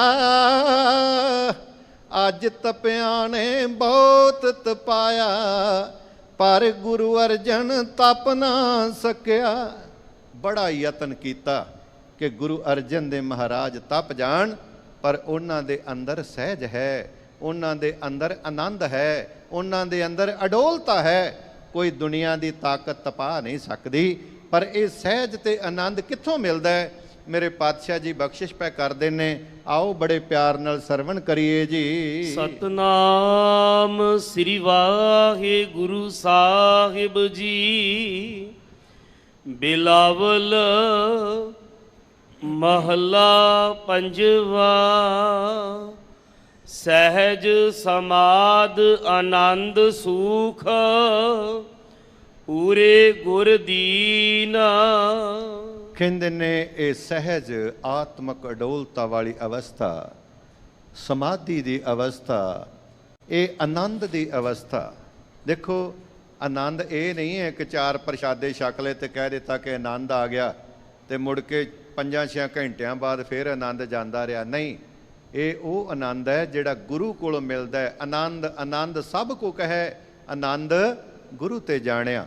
ਔਰ ਉਹ ਐਸਾ ਆਨੰਦ ਹੈ ਕਿ ਜੇ ਕਿਤੇ ਸਾਹਮਣੇ ਮੌਤ ਵੀ ਆਉਂਦੀ ਹੈ ਨਾ, ਤੇ ਉਹ ਆਨੰਦ ਕਦੇ ਭੰਗ ਨਹੀਂ ਜੇ ਹੁੰਦਾ। ਉਹ ਤੱਤੀ ਤਵੀ ਤੇ ਬਹਿ ਕੇ ਵੀ ਆਨੰਦ ਵਿੱਚ ਗੀਤ ਗਾਉਂਦੇ ਨੇ, ਉਹ ਤੇ ਆਰੇ ਦੇ ਥੱਲੇ ਵੀ ਗੀਤ ਗਾਉਂਦੇ ਨੇ। ਗੁਰੂ ਸਵਾਰਿਓ, ਭਾਈ ਮਨੀ ਸਿੰਘ ਦਾ ਬੰਦ ਕੱਟਿਆ ਜਾ ਰਿਹਾ ਹੈ, ਤੇ ਭਾਈ ਮਨੀ ਸਿੰਘ ਉਹ ਉਸ ਮਾਲਕ ਦੇ ਸ਼ੁਕਰਾਨੇ ਵਿੱਚ ਜੁੜੇ ਹੋਏ ਨੇ। ਬਾਬਾ ਬੰਦਾ ਸਿੰਘ ਬਹਾਦਰ ਜਮੂਰਾਂ ਦੇ ਨਾਲ ਚਮੜੀ ਤੋੜੀ, ਪਰ ਅੰਦਰ ਦਾ ਸਹਿਜ ਨਹੀਂ ਮਿਟਿਆ। ਪੁੱਤਰ ਦਾ ਕਲੇਜਾ ਕੱਢ ਕੇ ਗਲੇ 'ਚ ਪਾ ਦਿੱਤਾ, ਪਰ ਅੰਦਰ ਦਾ ਸਹਿਜ ਕੋਈ ਮਿਟਾ ਨਾ ਸਕਿਆ। ਕਿਉਂ? ਕਿਉਂਕਿ ਇਹ ਸਹਿਜ, ਇਹ ਆਨੰਦ, ਇਹ ਗੁਰੂ ਕੋਲੋਂ ਮਿਲਦਾ ਹੈ। ਇੱਕ ਅਦੀਬ ਕਹਿੰਦਾ, ਨਾਲ ਜਮੂਰਾਂ ਚਮੜੀ ਤੋੜੀ, ਮਾਸ ਜਦੋਂ ਹੱਡੀਆਂ ਦਾ ਛਿੱਲਿਆ, ਕੰਬ ਗਏ ਜ਼ੁਲਮ ਕਮਾਉਣ ਹਾਰੇ, ਬੰਦਾ ਸਿੰਘ ਫਿਰ ਵੀ ਨਾ ਹਿੱਲਿਆ। ਫਿਰ ਬੰਦੇ ਦਾ ਲਾਲ ਅਜੈ ਸਿੰਘ ਲੱਭ ਲਿਆਂਦਾ ਨੀਅਤ ਮਾੜੀ, ਕੱਢਣ ਲਈ ਕਲੇਜਾ ਉਸ ਦਾ, ਫਿਰ ਪੁੱਤਰ ਦੀ ਛਾਤੀ ਪਾੜੀ। ਦਿਲ ਪੁੱਤਰ ਦਾ ਮੂੰਹ ਬਾਪੂ ਦੇ, ਜਦ ਜਬਰਾਂ ਇਹ ਜ਼ੁਲਮ ਕਮਾਇਆ, ਗੂੰਜ ਅਕਾਲ ਅਕਾਲ ਦੀ ਗੂੰਜੀ, ਸਿਦਕੀ ਬੰਦੇ ਸਿਦਕ ਨਿਭਾਇਆ। ਪਰ ਗੁਰੂ ਸਵਾਰਿਓ ਅਡੋਲ ਅਵਸਥਾ ਵਿੱਚ ਜੁੜੇ ਰਹੇ। ਕੋਈ ਉਸ ਬਾਬਾ ਬੰਦਾ ਸਿੰਘ ਬਹਾਦਰ ਨੂੰ ਭਟਕਾ ਨਹੀਂ ਸਕਿਆ। ਐਸੀ ਅਡੋਲਤਾ ਹੈ, ਪਰ ਇਹ ਮਿਲਦੀ ਏ ਸਿੰਧ ਨੇ ਪੂਰੇ ਗੁਰੂ ਦੇ ਕੋਲੋਂ। ਇਹ ਸੁੱਖ, ਇਹ ਆਨੰਦ, ਇਹ ਸਹਿਜ, ਇਹ ਪੂਰੇ ਗੁਰੂ ਦੇ ਕੋਲੋਂ ਮਿਲਦਾ ਹੈ। ਤੇ ਪੂਰਾ ਗੁਰੂ ਕੌਣ ਹੈ? ਧੰਨ ਸ੍ਰੀ ਗੁਰੂ ਗ੍ਰੰਥ ਸਾਹਿਬ ਮਹਾਰਾਜ। ਇੱਕ ਵਾਰੀ ਆਖੋ, ਧੰਨ ਸ੍ਰੀ ਗੁਰੂ ਗ੍ਰੰਥ ਸਾਹਿਬ ਮਹਾਰਾਜ। ਬੜੇ ਨੇ ਅੱਜ ਅਧੂਰੇ ਜਿਹੜੇ ਥਾਂ ਥਾਂ ਤੇ ਦੁਕਾਨਾਂ ਖੋਲ ਕੇ ਬੈਠੇ ਨੇ, ਪਰ ਗੁਰੂ ਸਵਾਰਿਓ ਜਦੋਂ ਪੂਰੇ ਦੇ ਨਾਲ ਜੁੜਾਂਗੇ ਤਾਂ ਹੀ ਗੱਲ ਬਣਦੀ ਹੈ। ਸਦਾ ਸਹਾਈ ਸੰਗ ਪ੍ਰਭ, ਅੰਮ੍ਰਿਤ ਗੁਣ ਚੀਨਾ। ਜਿਹੜੇ ਪੂਰੇ ਗੁਰੂ ਦੇ ਨਾਲ ਜੁੜ ਗਏ, ਜਿਹੜੇ ਆਤਮਕ ਅਡੋਲਤਾ ਦੀ ਅਵਸਥਾ ਵਿੱਚ ਟਿਕ ਗਏ, ਮੇਰੇ ਪਾਤਸ਼ਾਹ ਜੀ ਕਹਿੰਦੇ ਨੇ, ਉਹਨਾਂ ਦੇ ਫਿਰ ਸਦਾ ਸਹਾਈ ਸੰਗ ਪ੍ਰਭ। ਪਰਮਾਤਮਾ ਉਹਨਾਂ ਦੇ ਸਦਾ ਸਹਾਈ ਹੁੰਦਾ ਹੈ, ਉਹਨਾਂ ਦੀ ਸਹਾਇਤਾ ਕਰਦਾ ਹੈ। ਦੁਕਾਲੰਗ ਪ੍ਰਨਾਸੀ ਦਿਆਲੰਗ ਸਰੂਪੇ, ਸਦਾ ਅੰਗ ਸੰਗੇ ਅਪੰਗੰ ਬਭੂਤੇ। ਔਰ ਅੰਮ੍ਰਿਤ ਗੁਣ ਚੀਨ ਕਹਿੰਦੇ ਨੇ, ਫਿਰ ਉਹ ਜਿਹੜੇ ਰੱਬ ਦੇ ਪਿਆਰੇ ਨੇ ਨਾ, ਉਹ ਆਤਮਕ ਅਡੋਲਤਾ ਵਾਲੀ ਅਵਸਥਾ ਵਿੱਚ ਟਿਕ ਕੇ ਪਰਮਾਤਮਾ ਦੇ ਗੁਣਾਂ ਨੂੰ ਵਿਚਾਰਦੇ ਰਹਿੰਦੇ ਹਨ। ਰਹਾਓ ਭਾਵ ਹੈ ਕਿ ਟਿਕੋ। ਔਰ ਇਹਨਾਂ ਪੰਕਤੀਆਂ ਨੂੰ ਧਿਆਨ ਦੇ ਨਾਲ ਵਿਚਾਰਨਾ ਹੈ। ਜੈ ਜੈਕਾਰ ਜਗਤਰ ਮਹਿ ਲੋਚਹਿ ਸਭ ਜੀਆ। ਜਿਹੜੇ ਗੁਰੂ ਪੂਰੇ ਗੁਰੂ ਦੇ ਨਾਲ ਜੁੜ ਕੇ ਪਰਮਾਤਮਾ ਦੇ ਨਾਲ ਜਿਨ੍ਹਾਂ ਦੀ ਸਾਂਝ ਪੈ ਗਈ, ਫਿਰ ਮੇਰੇ ਸਾਹਿਬ ਜੀ ਕਹਿੰਦੇ ਨੇ ਜੈ ਜੈਕਾਰ ਜਗਤਰ ਮੈਂ ਲੋਚੇ ਸਭ ਜੀਆ। ਉਹਨਾਂ ਦੀ ਜੈ ਜੈਕਾਰ ਹੁੰਦੀ ਹੈ ਇਸ ਜਗਤ ਵਿੱਚ, ਉਹਨਾਂ ਦਾ ਮਾਣ ਸਨਮਾਨ ਹੁੰਦਾ ਹੈ, ਉਹਨਾਂ ਦੀ ਵਡਿਆਈ ਹੁੰਦੀ ਹੈ। ਔਰ ਦੂਜੀ ਗੱਲ, ਉਹਨਾਂ ਨੂੰ ਹਰ ਕੋਈ ਲੋੜਦਾ ਹੈ, ਉਹਨਾਂ ਨੂੰ ਹਰ ਕੋਈ ਮਿਲਣਾ ਚਾਹੁੰਦਾ ਹੈ। ਜਦੋਂ ਕੋਈ ਰੱਬ ਦਾ ਪਿਆਰਾ ਹੁੰਦਾ ਨਾ, ਤੇ ਹਰ ਬੰਦੇ ਦੀ ਚਾਹਨਾ ਹੁੰਦੀ ਹੈ ਕਿ ਮੈਂ ਵੀ ਇਹਨੂੰ ਮਿਲਾਂ, ਮੈਂ ਵੀ ਇਹਦੇ ਨਾਲ ਜਾ ਕੇ ਕੋਈ ਦੋ ਬਚਨ ਕਰਾਂ। ਲੋਚੇ ਸਭ ਜੀਆ, ਸਾਰੇ ਫਿਰ ਉਸ ਰੱਬ ਦੇ ਪਿਆਰੇ ਨੂੰ ਲੋੜਦੇ ਹਨ। ਸੋ ਪ੍ਰਸੰਨ ਭਏ ਸਤਿਗੁਰ ਪ੍ਰਭੂ ਕਛ ਬਿਗਨ ਨਾ ਥੀਆ। ਉਹ ਰੱਬ ਦੇ ਪਿਆਰੇ ਜਿਹੜੇ ਨੇ ਨਾ, ਜਿਨ੍ਹਾਂ ਤੇ ਗੁਰੂ ਪ੍ਰਸੰਨ ਹੋ ਗਿਆ, ਜਿਨ੍ਹਾਂ ਤੇ ਪ੍ਰਭੂ ਪ੍ਰਸੰਨ ਹੋ ਗਿਆ, ਫਿਰ ਕਹਿੰਦੇ ਨੇ ਉਹਨਾਂ ਦੇ ਜੀਵਨ ਵਿੱਚ ਕਿਛ ਬਿਗਨ ਨਾ ਥੀਆ। ਉਹਨਾਂ ਦੇ ਜੀਵਨ ਵਿੱਚ ਕਦੇ ਵੀ ਕੋਈ ਫਿਰ ਰੁਕਾਵਟ ਨਹੀਂ ਜੇ ਆਉਂਦੀ। ਸਾਰੀਆਂ ਰੁਕਾਵਟਾਂ ਜਿਹੜੀਆਂ ਨੇ ਮੇਰਾ ਮਾਲਕ ਦੂਰ ਕਰ ਦਿੰਦਾ ਹੈ। ਜਾ ਕਾ ਅੰਗ ਦਇਆਲ ਪ੍ਰਭ ਤਾਕੇ ਸਭ ਦਾਸ। ਜਾ ਕਾ ਅੰਗ ਦਿਆਲ ਪ੍ਰਭ, ਅੰਗ ਤੋਂ ਅਰਥ ਹੈ ਪੱਖ, ਜਿਹਦਾ ਪੱਖ ਉਹ ਦਇਆ ਦੇ ਸਾਗਰ, ਦਇਆ ਦੇ ਸੋਮੇ ਪਰਿਪੂਰਨ ਪਰਮਾਤਮਾ ਨੇ ਕੀਤਾ ਹੈ। ਜਿਹਦੇ ਪੱਖ ਵਿੱਚ ਉਹ ਪਰਮਾਤਮਾ ਖੜਾ ਹੋਵੇ ਨਾ, ਕਹਿੰਦੇ ਨੇ ਫਿਰ ਉਹਦਾ ਵਿਰੋਧੀ ਕੋਈ ਨਹੀਂ ਰਹਿੰਦਾ, ਉਹਦੇ ਸਾਰੇ ਹੀ ਦਾਸ ਬਣ ਜਾਂਦੇ ਨੇ। ਜੋ ਇਹ ਦੂਤ ਮੋਏ ਬਹੁਤ ਸੰਤਾਵਤ ਤੇ ਭਿਆਨਕ ਭਇਆ, ਕਰੇ ਬੇਨਤੀ ਰਾਖ ਠਾਕੁਰ ਤੇ ਹਮ ਤੇਰੀ ਸ਼ਰਨ ਆਇਆ। ਜਿਹੜੇ ਦੂਤ ਨੇ ਨਾ, ਉਹ ਵੀ ਫਿਰ ਹੱਥ ਜੋੜ ਕੇ ਖੜੇ ਹੋ ਜਾਂਦੇ ਨੇ ਕਿ ਆਪਣੇ ਮਾਲਕ ਕੋਲੋਂ ਸਾਨੂੰ ਬਚਾ ਲੈ। ਉਹ ਸਾਰੇ ਹੀ ਇੱਕ ਸੱਜਣ ਸਭ ਸੱਜਣਾ, ਇੱਕ ਬੈਰੀ ਸਭ ਬਾਦ। ਉਸ ਇੱਕ ਨੂੰ ਸੱਜਣ ਬਣਾ ਲਈਏ ਤੇ ਫਿਰ ਸਾਰੇ ਹੀ ਸੱਜਣ ਹੋ ਜਾਂਦੇ ਹਨ। ਸਦਾ ਸਦਾ ਵਡਿਆਈਆ ਨਾਨਕ ਗੁਰ ਪਾਸ। ਸਦਾ ਸਦਾ ਵਡਿਆਈਆਂ, ਹੇ ਨਾਨਕ ਆਖ ਗੁਰੂ ਦੇ ਨਾਲ ਜਿਹੜਾ ਜੁੜ ਜਾਂਦਾ ਨਾ, ਉਹਨੂੰ ਫਿਰ ਸਦਾ ਹੀ ਮਾਣ ਸਨਮਾਨ ਮਿਲਦਾ ਹੈ, ਉਹਨਾਂ ਨੂੰ ਵਡਿਆਈ ਮਿਲਦੀ ਹੈ ਇਸ ਜਗਤ ਵਿੱਚ। ਔਰ ਜਿਹੜਾ ਉਸ ਵੱਡੇ ਦੀਆਂ ਵਡਿਆਈਆਂ ਕਰਦਾ ਨਾ, ਗੁਰੂ ਸਵਾਰਿਓ, ਉਸ ਦੀਆਂ ਜਗਤ ਵਿੱਚ ਵਡਿਆਈਆਂ ਹੁੰਦੀਆਂ ਨੇ, ਉਹਨਾਂ ਨੂੰ ਮਾਣ ਮਿਲਦਾ। ਆਓ ਜੋ ਪਾਵਨ ਲੜੀਵਾਰ ਬਾਣੀ ਦੀ ਵਿਚਾਰ ਚੱਲ ਰਹੀ ਏ, ਸਾਰੇ ਰਲ ਮਿਲ ਕੇ ਸਰਵਣ ਕਰੀਏ ਜੀ। ਸਲੋਕ ਰਸਨਾ ਉਚਰੈ ਹਰ ਹਰੇ ਗੁਣ ਗੋਵਿੰਦ ਵਖਿਆਨ। ਇਸ ਮੁਬਾਰਕ ਸ਼ਲੋਕ ਅੰਦਰ ਪਾਤਸ਼ਾਹ ਜੀ ਬਖਸ਼ਿਸ਼ ਕਰਦੇ ਨੇ ਕਿ ਜਿਸ ਰੱਬ ਦੇ ਪਿਆਰੇ ਦੀ ਰਸਨਾ ਉਚਰੈ, ਉਚਾਰਨ ਕਰਦੀ ਏ ਕੀ ਸਤਨਾਮ ਸ੍ਰੀ ਵਾਹਿਗੁਰੂ, ਉਹਦੀ ਸਿਫਤ ਸਲਾਹ ਕਰਦੀ ਏ।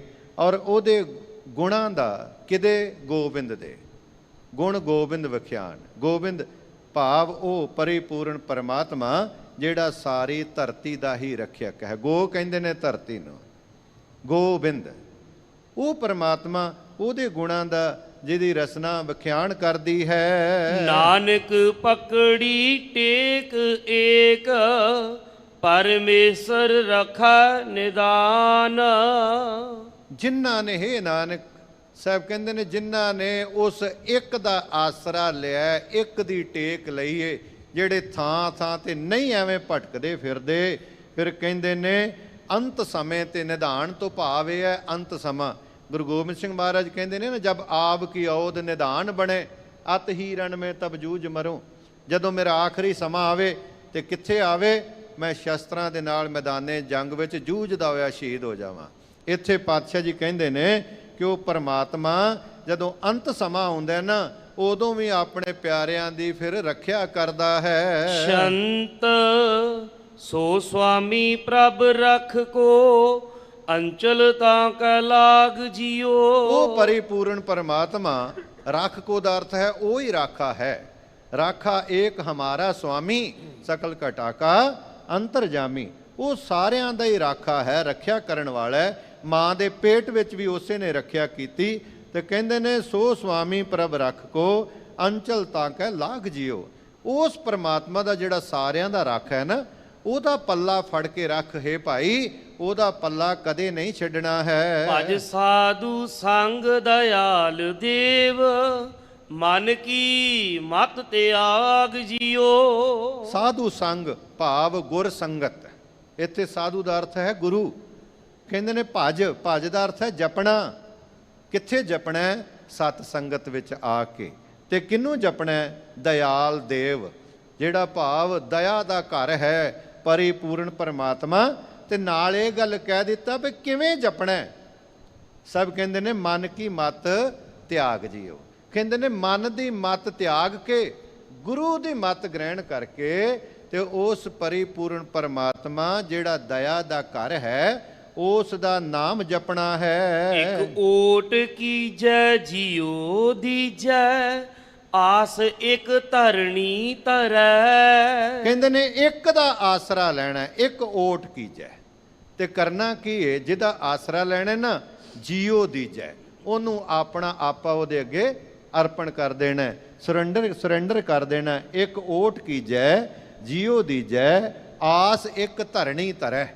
ਧਰਣੀ ਧਰ ਭਾਵ ਜਿਹੜਾ ਸਾਰੀ ਧਰਤੀ ਨੂੰ ਜਿਸ ਨੇ ਥੰਮਿਆ ਹੋਇਆ ਹੈ, ਜਿਹਦੇ ਆਸਰੇ ਤੇ ਧਰਤੀ ਟਿਕੀ ਹੋਈ ਹੈ, ਉਹ ਪਰਿਪੂਰਨ ਪਰਮਾਤਮਾ ਹੈ। ਉਸੇ ਦੀ ਆਸ ਰੱਖਣੀ ਹੈ, ਉਹਦਾ ਹੀ ਸਹਾਰਾ ਲੈਣਾ ਹੈ। ਸਾਧ ਸੰਗੇ ਹਰ ਨਾਮ ਰੰਗੇ, ਸੰਸਾਰ ਸਾਗਰ ਸਭ ਤਰੈ। ਜਿਹੜੇ ਸਤ ਸੰਗ ਵਿੱਚ ਆ ਕੇ, ਗੁਰੂ ਦੇ ਸ਼ਰਨ ਵਿੱਚ ਆ ਕੇ ਉਸ ਪਰਿਪੂਰਨ ਪਰਮਾਤਮਾ ਦਾ ਹਰ ਨਾਮ ਰੰਗੇ, ਉਹਦੀ ਸਿਫਤ ਸਲਾਹ ਕਰਦੇ ਨੇ, ਨਾਮ ਦੇ ਨਾਲ ਜੁੜਦੇ ਨੇ, ਉਹ ਕਹਿੰਦੇ ਨੇ ਸੰਸਾਰ ਸਾਗਰ ਸਭ ਤਰੈ। ਉਹ ਇਸ ਭਵ ਸਾਗਰ ਤੋਂ ਸਾਰੇ ਹੀ ਪਾਰ ਹੋ ਜਾਂਦੇ ਨੇ ਜਿਹੜੇ ਨਾਮ ਵਿੱਚ ਰੰਗੇ ਗਏ। ਪਰ ਕਿੱਥੇ? ਗੁਰੂ ਦੀ ਸ਼ਰਨ ਵਿੱਚ ਆ ਕੇ। ਗੁਰੂ ਦੀ ਸ਼ਰਨ ਵਿੱਚ ਆ ਕੇ ਜਿਹੜੇ ਨਾਮ, ਇੱਕ ਤੇ ਉਹ ਵੀ ਨੇ ਨਾ ਕਿ ਜਿਹੜੇ ਕੰਨਾਂ 'ਚ ਨਾਮ ਲੈਂਦੇ ਫਿਰਦੇ ਨੇ, ਉਹ ਨਾਮ ਨਹੀਂ। ਜਿਹੜਾ ਗੁਰੂ ਦੇ ਕੋਲੋਂ ਆ ਕੇ ਨਾਮ ਮਿਲਦਾ, ਉਸ ਦੀ ਸ਼ਰਨ ਵਿੱਚ ਜਿਹੜੇ ਆਉਂਦੇ ਨੇ, ਉਹ ਭਵ ਸਾਗਰ ਤੋਂ ਪਾਰ ਹੋ ਜਾਂਦੇ ਹਨ। ਜਨਮ ਮਰਨ ਵਿਕਾਰ ਛੂਟੇ, ਫਿਰ ਨਾ ਲਾਗੈ ਦਾਗ ਜਿਓ। ਉਹ ਜਨਮ ਮਰਨ ਦੇ ਗੇੜ ਤੋਂ ਬਚ ਜਾਂਦੇ ਨੇ, ਵਿਕਾਰਾਂ ਤੋਂ ਖਲਾਸੀ ਹੋ ਜਾਂਦੀ ਹੈ, ਔਰ ਉਹਨਾਂ ਨੂੰ ਕਦੇ ਵੀ ਮੁੜ ਕੇ ਇਹ ਜਿਹੜਾ ਵਾਸ਼ਨਾਵਾਂ ਦਾ, ਵਿਕਾਰਾਂ ਦਾ ਦਾਗ ਨਹੀਂ ਲੱਗਦਾ। ਉਹ ਉਜਲ ਮੁਖ ਲੈ ਕੇ ਇਸ ਸੰਸਾਰ ਤੋਂ ਨਿਰੰਕਾਰ ਤੱਕ ਜਾਂਦੇ ਹਨ। ਬਲ ਜਾਏ ਨਾਨਕ ਪੁਰਖ ਪੂਰਨ, ਥਿਰ ਜਾ ਕਾ ਸੁਹਾਗ ਜਿਓ। ਬਲ ਜਾਏ ਨਾਨਕ ਪੁਰਖ ਪੂਰਨ, ਥਿਰ ਜਾ ਕਾ ਸੁਹਾਗ ਜਿਓ। ਕਹਿੰਦੇ ਨੇ ਉਹ ਪਰਿਪੂਰਨ ਪਰਮਾਤਮਾ ਜਿਹੜੇ ਸਾਰੇ ਥਾਵਾਂ ਤੇ ਜਿਹੜਾ ਵਿਆਪਕ ਹੈ, ਔਰ ਜਿਹੜਾ ਪਤੀ ਵਰਗਾ ਸੁਹਾਗ, ਉਹ ਪਰਿਪੂਰਨ ਪਰਮਾਤਮਾ, ਉਹਦੇ ਨਾਲ ਜਿਹੜੇ ਜੁੜ ਜਾਂਦੇ ਨੇ, ਉਹ ਜਿਹੜਾ ਸਾਰੇ ਥਾਵਾਂ ਤੇ ਪੂਰਿਆ ਹੋਇਆ ਹੈ। ਸਾਹਿਬ ਕਹਿੰਦੇ ਨੇ ਮੈਂ ਵੀ ਉਹਦੇ ਤੋਂ ਬਲਹਾਰ, ਉਹਦੇ ਤੋਂ ਸਦਕੇ ਜਾਂਦਾ ਹਾਂ। ਗੁਰੂ ਸਵਾਰਿਓ, ਸਤਿਗੁਰੂ ਜੀ ਰਹਿਮਤ ਕਰਨ, ਬਖਸ਼ਿਸ਼ ਕਰਨ, ਕਿਤੇ ਐਸੀ ਸਾਡੀ ਵੀ ਅਵਸਥਾ ਬਣ ਜਾਏ, ਫਿਰ ਇਹ ਲੋਕ ਸੁਖੀਏ ਪਰ ਲੋਕ ਸੁਹੇਲੇ। ਨਾਨਕ ਹਰ ਪ੍ਰਭ ਆਪੇ ਮੇਲੇ ਵਾਲੀ ਅਵਸਥਾ ਬਣੇਗੀ। ਭੁੱਲਾਂ ਚੁੱਕਾਂ ਦੀ ਖਿਮਾ, ਕੋਟਾਨ ਕੋਟ ਧੰਨਵਾਦ ਹੈ। ਧੰਨ ਧੰਨ ਸਾਹਿਬ ਸ੍ਰੀ ਗੁਰੂ ਗ੍ਰੰਥ ਸਾਹਿਬ ਮਹਾਰਾਜ ਜੀ ਦਾ, ਆਪ ਗੁਰੂ ਸਵਾਰੀਆਂ ਸੰਗਤਾਂ ਦਾ ਬਹੁਤ ਬਹੁਤ ਧੰਨਵਾਦ, ਜਿਨ੍ਹਾਂ ਬੜੇ ਟਿਕਾਓ ਵਿੱਚ ਬੈਠ ਕੇ ਪਾਤਸ਼ਾਹ ਜੀ ਦੀ ਪਾਵਨ ਬਾਣੀ ਦੀ ਵਿਚਾਰ ਸਰਵਣ ਕੀਤੀ ਹੈ।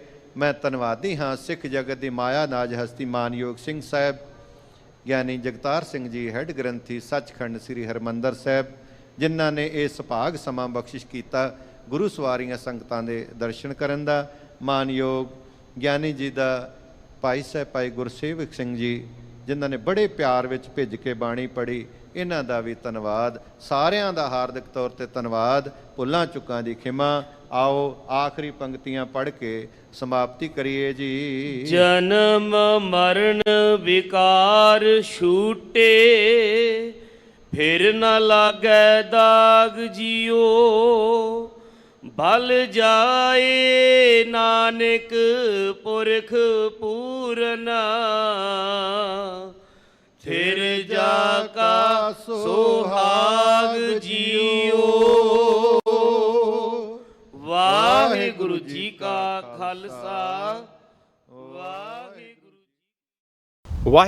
ਖਾਲਸਾ, ਵਾਹਿਗੁਰੂ ਜੀ ਕੀ ਫਤਿਹ। ਸ਼ੇਰੇ ਪੰਜਾਬ ਗੁਰਬਾਣੀ YouTube ਚੈਨਲ ਨੂੰ ਵੱਧ ਤੋਂ ਵੱਧ ਸਬਸਕ੍ਰਾਈਬ ਕਰੋ ਤੇ ਇਸ ਤੇ ਗੁਰਬਾਣੀ ਸ਼ਬਦ ਕੀਰਤਨ ਤੇ ਇਤਿਹਾਸ ਨਾਲ ਵੱਧ ਤੋਂ ਵੱਧ ਜੁੜ ਕੇ ਆਨੰਦ ਮਾਣੋ ਤੇ ਆਪਣੀ ਜ਼ਿੰਦਗੀ ਨੂੰ ਸਫਲ ਕਰੋ। ਵਾਹਿਗੁਰੂ ਜੀ ਕਾ ਖਾਲਸਾ, ਵਾਹਿਗੁਰੂ ਜੀ ਕੀ ਫਤਿਹ।